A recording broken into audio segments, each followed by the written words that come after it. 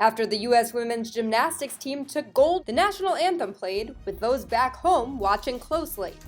Apparently, some were upset that Gabby Douglas didn't put her hand over her heart during the Star-Spangled Banner, instead standing with her hands to her side.